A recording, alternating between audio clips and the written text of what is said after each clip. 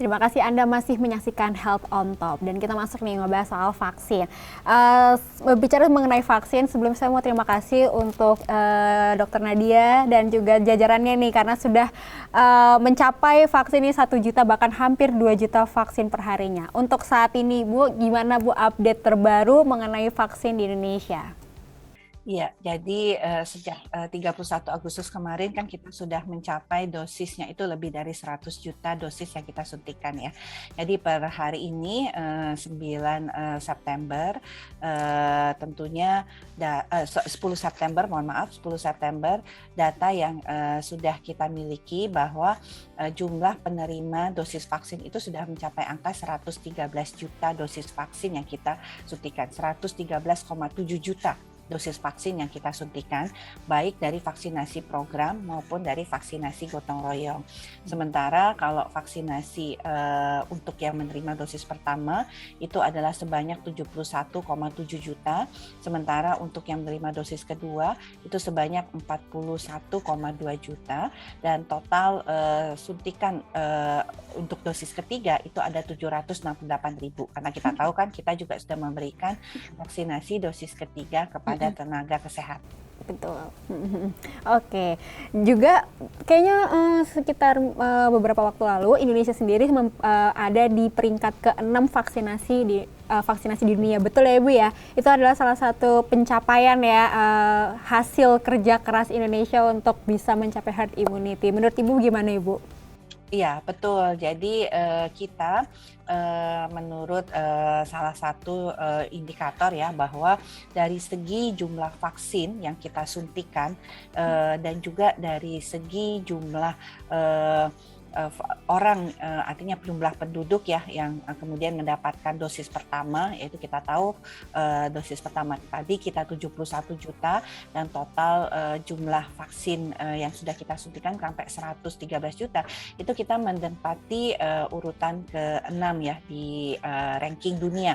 Artinya kita bersama-sama negara Amerika, kemudian bersama-sama dengan negara India ya dan negara Cina yang memiliki tentunya jumlah penduduk yang besar, ini menempati urutan yang tidak kalah ya. Artinya tadi dari segi kecepatan penyuntikan kita itu bisa menyamai kecepatan penyuntikan negara-negara tersebut ya, Cina, India, Amerika, Brazil, Jepang ya. Jadi artinya dengan kita ini kan bukan negara penghasil produsen vaksin ya. Jadi memang kita sangat tergantung dengan berapa yang dikirimkan oleh produsen vaksin ke Indonesia. Nah, dengan kondisi kalau kita bandingkan India, Amerika, kemudian negara-negara seperti Israel, Brazil dan Jepang, itu kan negara-negara yang merupakan negara-negara yang produsen vaksin ya, dan mereka adalah negara-negara yang kuat seperti negara adidaya ya, seperti Jepang. Nah, jadi artinya dengan kebutuhan kita yang begitu besar, dengan keterbatasan bahwa kita bukan adalah negara penghasil vaksin, kita bisa tidak kalah dengan negara-negara lainnya. Jadi inilah yang artinya pemerintah bersungguh-sungguh sebenarnya menyediakan vaksin ini sesuai dengan sasaran dari vaksinasi kita tadi. Iya betul sekali. Walaupun juga kata Bapak Menteri Kesehatan juga katanya Indonesia ini sempat diremehkan gitu ya, akhirnya bisa menempati peringkat ke-6 vaksinasi gitu, yang akhirnya bisa menyamai ya dengan populasi penduduk yang besar juga, tetap bisa nih itu peringkat 6 gitu. Nah, untuk saat ini nih Bu, walaupun udah banyak banget dari Januari ya, 13 Januari 2021 vaksin pertama Bapak Presiden Jokowi itu dilakukan, tapi masih banyak nih Bu sampai saat ini yang masih ragu untuk vaksin gitu. Boleh mungkin dijelasin lagi Bu, seberapa penting sih Bu vaksin, seberapa penting vaksin untuk kita dan kenapa kita semua harus vaksin? Ya, jadi vaksin ini adalah salah satu upaya untuk menambah ya kekebalan tubuh kita. Jadi vaksin ini adalah suatu zat yang disuntikkan ke dalam tubuh kita yang kemudian akan melatih tubuh kita mengenali virus COVID-19 pada saat nanti kita misalnya tertular, sehingga artinya vaksin ini memberikan proteksi kepada kita dengan adanya sistem kekebalan tubuh yang sudah siap ya pada saat virus tersebut menyerang kita.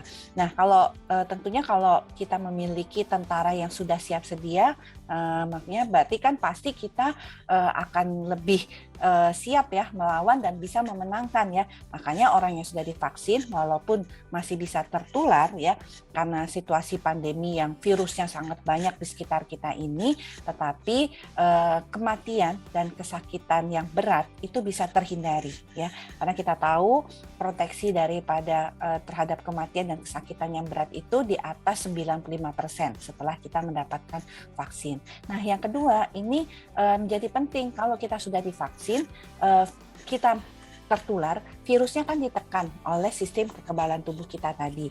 Nah, manfaatnya apa? Kita itu bisa tidak jadi sumber penularan orang lain.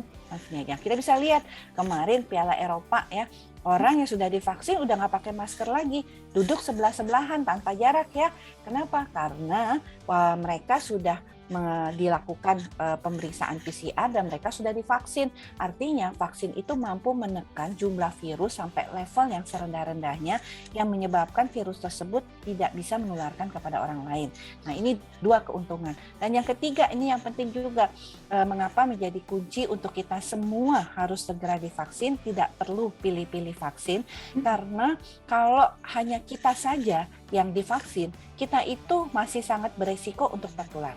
Makanya tadi, walaupun sudah divaksin, kita masih bisa tertular ya. Artinya untuk bagaimana kita selamat, maka semua orang harus divaksin. Supaya tadi, semua orang kalaupun dia tertular, dia tidak menjadi sumber penularan pada orang lain karena jumlah virusnya sudah sangat ditekan. Yang kedua, yang pasti bahwa dengan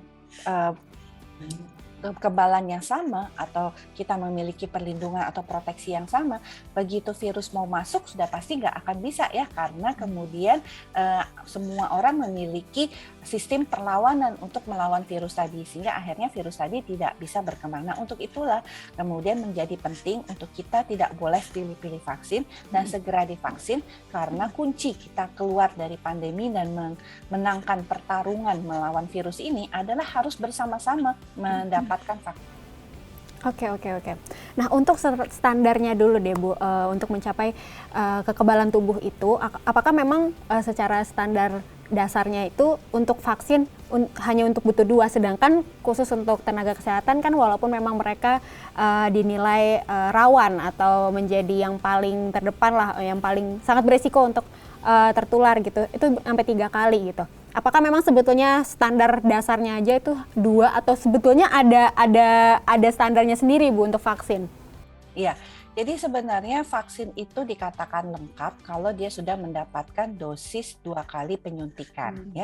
Jadi itu sudah dianggap lengkap ya, dan tidak perlu mendapatkan tambahan dosis lainnya, karena itu dalam hasil uji klinis ya sudah terbukti bahwa cukup 2 kali dosis seperti itu, dan nanti akan timbul antibodi yang cukup tinggi sehingga sudah cukup memberikan artinya perlawanan ya kepada kepada virus tersebut ya. Nah, jadi nggak perlu sih sebenarnya kita menambah. Nah, memang kita terus monitoring, walaupun kita dengar ya ada informasi bahwa di bulan ke-6 ada penurunan. Tapi sudah kita sampaikan bahwa walaupun ada penurunan, dia masih cukup untuk memberikan perlindungan atau proteksi ya, karena kajiannya memang belum lengkap ya, bahwa semua kita sampai dengan vaksin itu terus-menerus dimonitor sampai dengan 12 bulan ya. Nah, itu kita tunggu. Jadi sampai saat ini kita belum membutuhkan tambahan dosis ketiga. Nah, mengapa kemudian kita memberikan dosis ketiga kepada tenaga kesehatan? Ini dikarenakan dalam keadaan darurat ya. Dalam keadaan darurat tadi adalah kita tahu kemarin di Juli begitu banyak kasus COVID-19 ya, di mana kita juga melihat di tengah tingginya kasus tersebut banyak juga tenaga kesehatan yang kemudian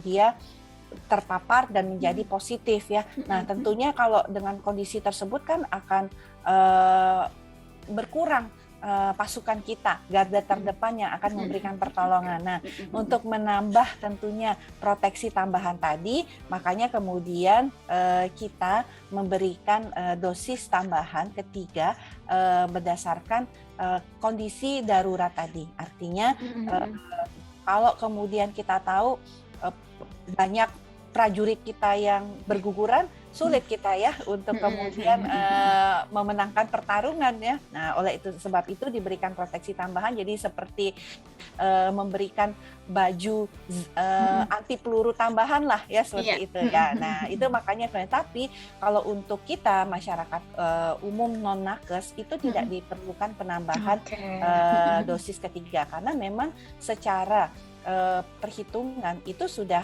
dinyatakan bahwa tidak perlu pemberian dosis ketiga, cukup dengan dosis pertama dan kedua itu sudah memberikan proteksi yang optimal. Nah, tapi nanti kita tunggu, tentunya ini kan sangat berkembang ya prosesnya, dan kita tunggu kelanjutannya bagaimana, apakah kemudian diperlukan.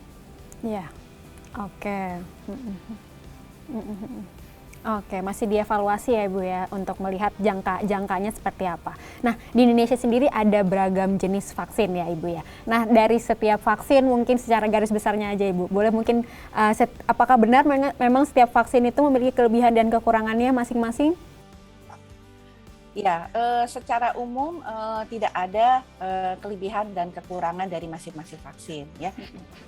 Jadi prinsipnya ini namanya vaksin COVID-19. Tujuannya adalah untuk melawan virus COVID-19 ya. Nah, hanya cara untuk mendapatkan vaksin itu bisa dari berbagai cara. Jadi bisa dari virusnya yang sudah dimatikan, itu contohnya Sinovac, Sinopharm, atau dari bagian protein virus, itu yang kita sebut sebagai Novavax, atau dari materi genetiknya, ya, itu Pfizer dan Moderna, atau mengambil bagian virus atau yang kita sebut sebagai viral vector, itu yang kita sebut sebagai vaksin AstraZeneca. Jadi yang berbeda itu hanya cara pembuatan vaksin. Sementara khasiat, perlindungan, manfaat itu sama ya. Jadi dan itu semua sudah dikatakan oleh WHO minimal hanya 50% saja di masa pandemi ini vaksin sudah memberikan efek proteksi, itu sudah cukup baik ya. Jadi yang penting adalah bagaimana kita segera menyelamatkan kondisi pandemi ini. Kita sudah tahu ya bagaimana kemarin di Juli begitu banyak orang yang terinfeksi, tertular. Betul. Ya, akhirnya angka kematian juga menjadi meningkat. Nah, ini yang perlu kita selamatkan. Artinya bagaimana angka kesakitan dan kematian ini bisa kita kendalikan. Oke, kita masih banyak nih pengen bahas soal vaksin, karena mungkin masih banyak nih yang mungkin masih pengen tahu seperti apa sih vaksin di Indonesia sendiri. Nah, tapi kita break dulu ya Ibu ya. Jadi Smart Viewers jangan kemana-mana, tetaplah bersama kami di Health on Top.